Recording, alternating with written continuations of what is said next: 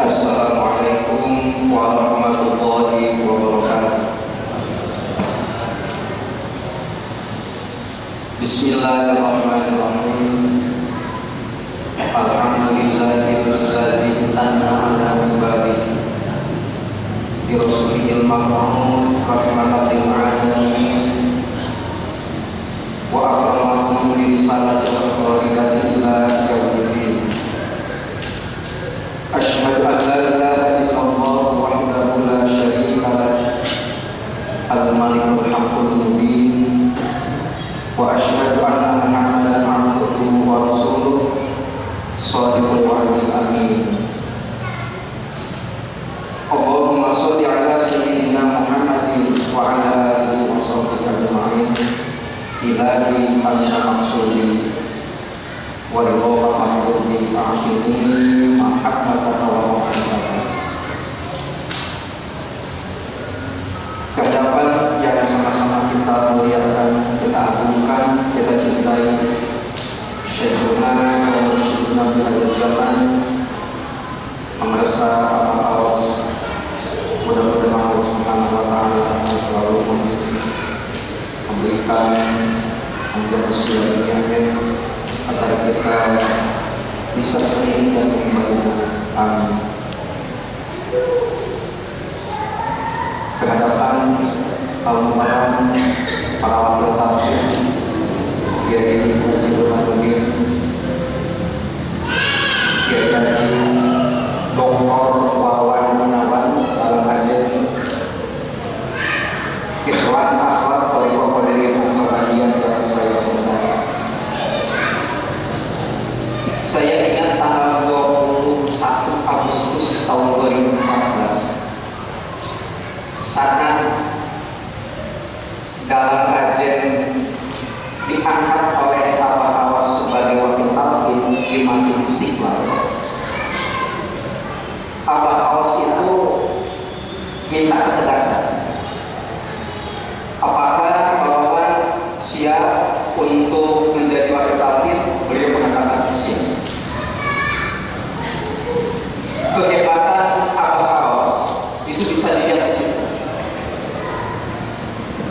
Abah Awas berpesan kepada dalam kajian, mohon cepot ditalqin. Semar juga ditalqin, Dorna juga ditalqin, malah buta sekalipun itu perlu ditalqin. Itu kehebatan Abah Awas kepada Yesus. Secara filosofi, siapa sebenarnya yang namanya cepot? Cepot itu kan komedian. Jadi para aktivis yang suka naik panggung, anu soal nonton sendiri wae, itu teh yang begitu namanya cepot, komedian. Dan itu perlu ditalqin ternyata dalam keadaan siap untuk menang. Semar, siapa yang semar? Semar kan orang yang disembuhkan. Siapa pun dalam pewayangan kalau sembuh pada ucapan semar, kalau tidak disembuhkan, itu pun perlu ditalqin. Mungkin pimpinan-pimpinan negara itu perlu ditalqin. Doa bukan macam-macam, itu perlu ditalqin. Maaf ya Pak Lagi, buta sekalipun yang tidak tahu menahu, yang penting kalau dikerjakan sesuatu, lakukan. Ada benar, ada tidak, kalau ditalqin, segala preman-preman, segala model itu perlu ditalqin. Itu pesan apa? Jadi tanggal 21 Agustus masih. Makanya dengan hadirnya dalam kajian di tengah-tengah keluarga besar TGM ini memberikan nuansa tersendiri bagi kita sebenarnya. Kalau tadi Pak Kiai dalam kajian tidak mau disebut sebagai kiai, saya nggak mau. Nggak mau saya sebut kiai. Sebab orang Karawang bilang kiai itu artinya kulit kiai dinafkahi. Kulit kan kita tahu, kulit yang namanya kiai kan berbau, yang namanya kain kayu. Artinya kalau kiai artinya kulit berbau, ayana dina kayu, karena dulu. Jadi ada disebut kiai, betul. Makanya saya paling nggak suka kalau disebut kiai.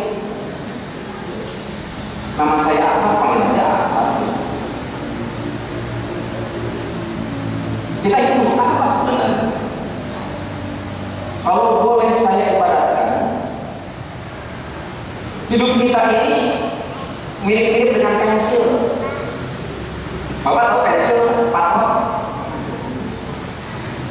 Begitu sebenarnya hidup kita itu. Berapa harga kita? Harga manusia itu tidak ditentukan oleh berat badan. Apabila ternyata berat badannya itu mencapai 70 kg, harga daging di pasar itu sendiri paling tidak 90 ribu rupiah per kilo. Tinggal hitung aja 90 kali 7 berapa? Kalau harga manusia terletak pada harga dagingnya. 70 kilo itu pelan-pelan dagingnya mah belum tentu. Jadi untuk mengetahui berapa nilai kita di hadapan Allah Subhanahu wa Ta'ala, kita perlu belajar pensil. Pensil itu adalah benda mati. Makhluk lain nggak bisa gitu, nggak bisa kiri.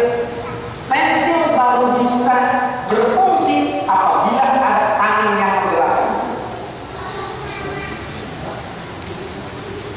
Kalau dalam bahasa TIN, itulah tangan Tuhan. Sama anak-anak pensil, goler dari meja, angkat sesimpel kita pensil. Tetapi kalau dipegang oleh tangan, kemudian digerakkan, baru ada manfaat pensil. Nah, dalam konteks Thariqah Qadiriyah Naksabandiyah Pondok Pesantren Suryalaya, tangan itu adalah mursyid kita. Karena sejak kita dipanggil oleh para sahabat, baik oleh Abah maupun oleh Abah Kaos, maka ruh kita ini sudah ada di tangannya, di genggamannya. Artinya kita mau bergerak begini, bergerak begitu, itu adalah di mana atas. Begitu. Tanggal 13 Desember kemarin, Manakiban di Jakarta, di Bumi Serpong Gamping, di Tangerang. Menghadiri hari Sabtu berarti. Malam Sabtu sampai maghrib, saya tidak punya uang untuk berangkat. Mobil, tangkinya kosong, bensinnya sama sekali tidak. Saya berdoa, ya Allah, mudah-mudahan ada rezeki. Atas maksa kita kepada Allah. Alhamdulillah sampai bisa belum ada. Kita terus berdoa kepada Allah Subhanahu wa Ta'ala. Kalaupun saya tidak punya uang, tidak ada yang memberi uang, paling tidak ada tumpangan. Ada orang Bogor yang mau ikut Manakiban ke sana, yang bawa mobil, sehingga saya bisa numpang. Alhamdulillah satu jam berapa tidak ada. Hanya Abah mengatakan, gak mau di mana-mana rezeki, kalau pernah curi, kemana tantang, seorang ikhlas kudu curi, kadang-kadang modal kita. Ujung-ujungnya pukul 9, saya maju. Tak aju kepada Allah Subhanahu wa Ta'ala. Ada apa hikmahnya sebenarnya? Apa yang terjadi? 2 menit setelah maju bertawasul kepada Syekh Mursyid, ada kiriman SMS. SMS itu sendiri saya tidak tahu dari mana. Tidak dihapus sampai sekarang. Ternyata SMS itu berbunyi begini.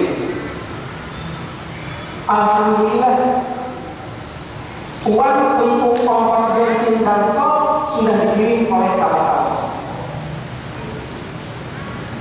Malam Sabtu tanggal 12 malam 13 bulan Desember. Sehingga sampai ini saya pada waktu itu akhirnya mencari ATM yang kira-kira bisa memberikan. Alhamdulillah bisa berangkat. Kalau begitu gembiranya seberapa pukul 3.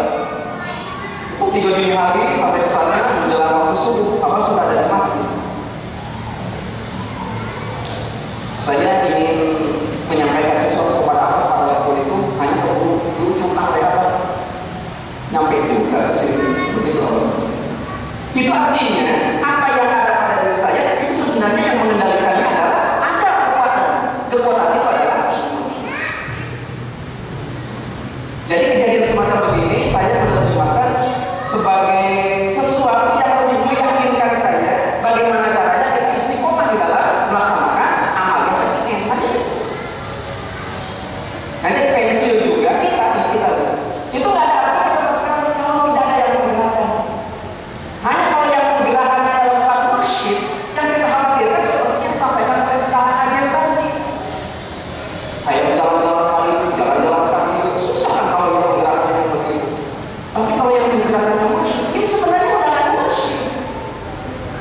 Gunakan mursyid kalau mana kita.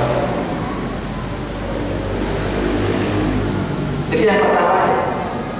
Yang kedua, apa kualitas pensil? Kualitas pensil itu, kalau ternyata kita sedang menulis atau sedang menggambar, tiba-tiba pensilnya tumpul, maka perlu diserut.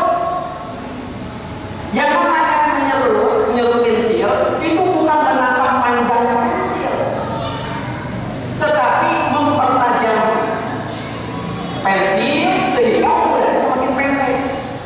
Itu namanya nyerut. Jadi dalam PKN perlu disadari, Bapak Ibu kalau ada yang profesinya sebagai bisnismen, pedagang atau punya kegiatan apapun yang mendatangkan uang, apabila Bapak sudah ditarget, Ibu sudah ditarget, insya Allah omsetnya itu akan turun, bukan meningkat. Sehingga nanti pun pertanyaan dalam diri kita masing-masing, apa benar itu akhir PKN pulang jadi kurang ya? Order tertinggi kurang. Itu nggak usah kaget. Kenapa? Apa sebagai mursyid itu sendiri tidak mesti harus mengumpulkan uang sebanyak-banyaknya kepada kita, akan tetapi menyaring daripada saat kita itu berpikir. Ya order zaman ayeuna kusum bujang kira-kira namanya. Itu sudah yang resmi sehingga yang masuk rezeki ke diri kita itu sendiri adalah mesti rezeki yang sudah dinyatakan halal dan terbebas daripada rezeki yang tidak benar. Makanya jangan kaget kalau kita sudah masuk di PKN, dipaksa Allah Subhanahu wa Ta'ala. Allahumma inna Allah sama kita mengatakan inna rizki fis sama al-fazil. Ya Allah, andai kata rezeki itu ada di atas, Allah mau di bawah dia. Dipaksa Allah Subhanahu wa Ta'ala. Padahal usaha itu cocok buat orang yang pekerjaannya selalu mengambil buat orang. Mau capek tak buat orang. Wa indah fil ardi akhirnya andai kata rezeki itu ada di dalam bumi, coba kamu timbang. Bagi pegawai pasir itu cocok yang penting. Baik kalau kita di favorit, kalau rezeki itu ada di dalam air, coba kamu dikatakan. Bagi yang senang mancing, silakan mancing main. Yang mati isu ketika kamu kalau nyambung di dinding hati, kamu terasa boleh. Meskipun dipaksa Allah Subhanahu wa Ta'ala sudah begitu, tapi kalau ternyata mursyid kita menghendaki ini jangan baik nih, kita akan dekat langsung. Makanya di dalam hati seperti yang setiap mati mau kita baca, kita dengar, itu di bagian akhir kata-katanya. Tiada lain amalan kita. Toibah Qadiyah Syababiyah Pondok Pesantren Suryaraya amalkan dengan sebenar-benarnya, dengan sungguh-sungguh. Artinya mursyid itu akan bertanggung jawab sejak kita dipanggil. Malah apa saja mengatakan, lamun kulit sudah keluar amaliyahnya daripada takbir, abah tidak bertanggung jawab lagi. Itu kalimat apa? Kita sering mengatakan. Itu artinya sekali lagi apabila ternyata kita sudah kumpul otaknya dalam hal ini ini jangan lagi diserupkan sekali-sekali. Artinya diperlukan banyak pengorbanan. Pensil asalnya 2 jengkal diserup itu kan tidak sampai 2 jengkal, akan berkurang sampai pendek sekali. Diperlukan adanya pengorbanan. Apa pengorbanannya? Yang biasa malam hari kita tidurnya itu dikorbankan waktu itu sendiri. Kita harus mandi di tengah dinginnya malam, kemudian kita harus melaksanakan amalia, doa dan sebagainya. Sampai-sampai ujiannya nanti adalah mana kita disuruhi sirna rasa untuk bulan Maulid ini akan jatuh bertepatan dengan tanggal 1 Januari tahun baru. Orang berpikir, kami biasanya di puncak tahun baru. Karena Anda mestinya manggungnya di taman mini, tetapi sudah memutuskan akan disirna rasa begitu. Kenapa? Berani merawat, berani mengorbankan berapa keuntungan yang bisa diraih pada saat acara menanti warisan, semuanya dikasih. Itu ikhwan seperti itu. Itu kualitas pensil itu. Yang ketiga,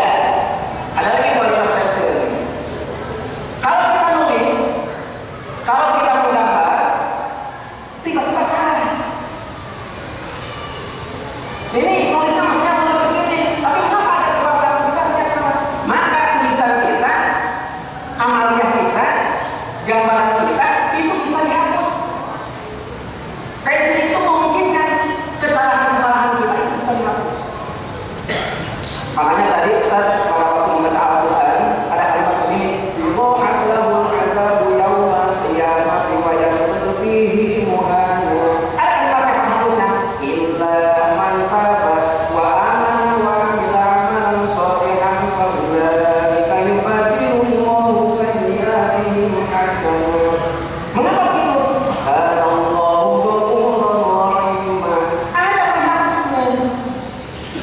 Makanya kalau kita meskipun setelah ditawarin ada amalia-amalia yang menyimpang daripada dalam agama, ada yang namanya itu tobat. Itu koridornya kalau ada sholat tobat sebenarnya. Untuk apa? Supaya diri kita saat kita melaksanakan amalia ternyata ada yang keluar dari bingkai itu bisa dihapus diganti dengan yang baik lagi.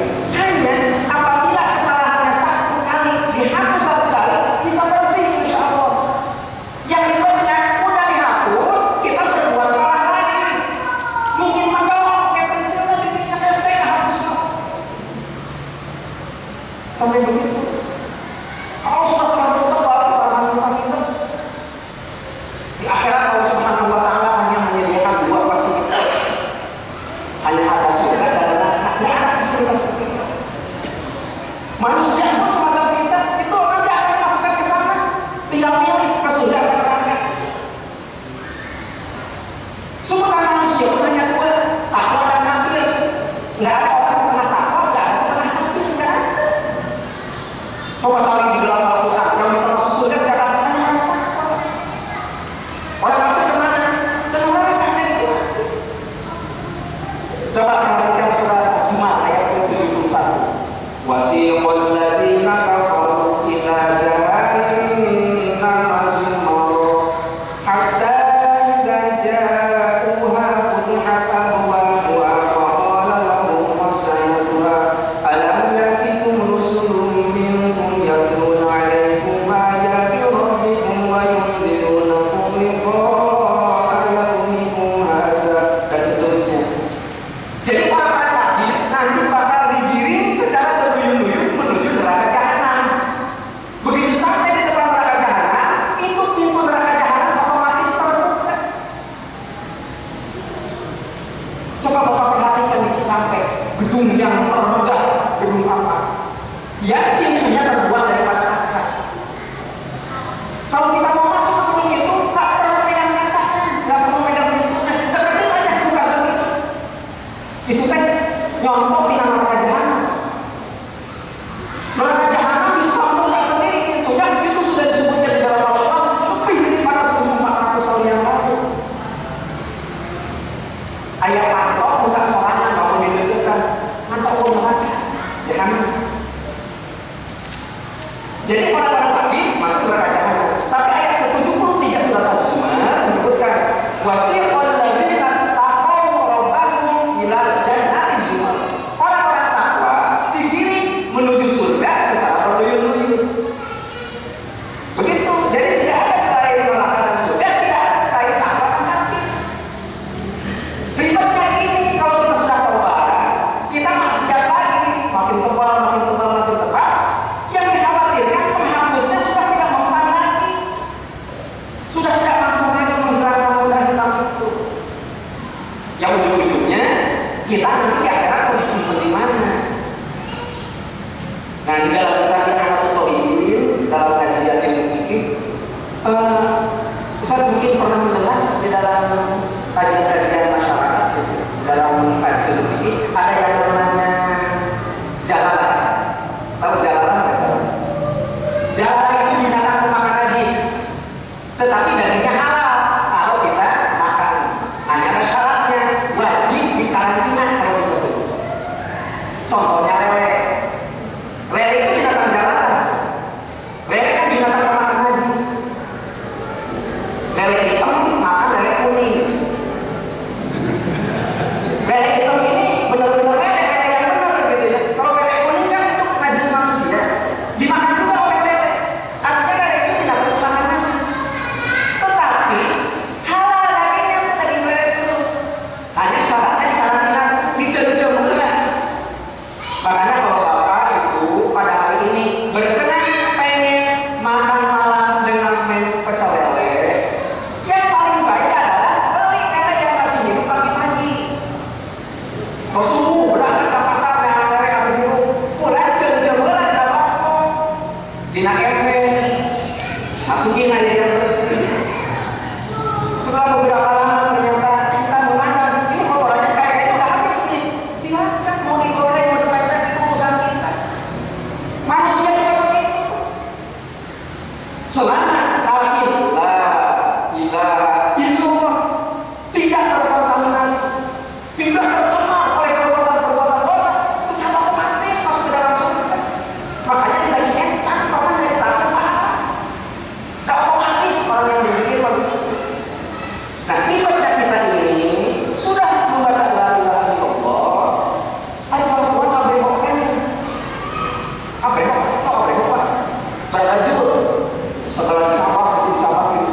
sehingga terlampau banyak godanya.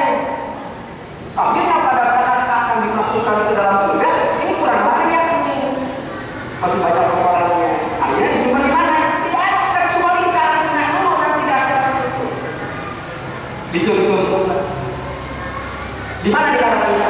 Tidak ada fasilitas lain kecuali neraka. Ya, jadi orang yang berhak masuk ke dalam surga, kalau ternyata nodanya banyak, tidak habis ketika saat dia bertobat dihapus, maka dia akan dikarantina dulu di dalam neraka. Berapa lama? Bergantung kepada dosa. Hanya kita dipesankan oleh agama jangan suka bangga dengan dosa, malah jangan menantang Allah Subhanahu wa Ta'ala.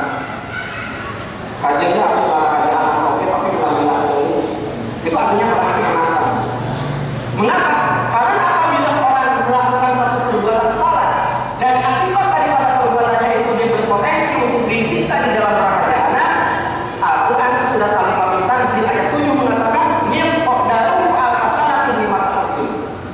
Satu kali disiksa di dalam neraka jahanam itu setara dengan 1000 tahun apabila dilaksanakan yang kita itu. Betapa beratnya. Nanti apabila sudah habis dosanya lebih besar, saya bisa ketik di dalam neraka itu. Nanti baru muncul lagi, baru dia masuk ke dalam surga. Jadi ketemu lagi itu dengan orang yang tidak masuk ke neraka itu. Tapi ada bedanya. Apa bedanya? Orang yang masuk ke dalam surga tetapi direndam dulu di dalam neraka jahanam, di dalamnya ayat tulisan ada rumah minanas. Orang ini baru bebas dari neraka.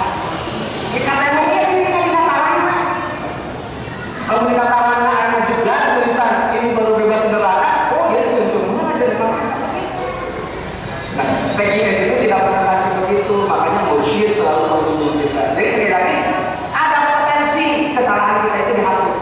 Kalau yang namanya pensil itu kualitas pensil.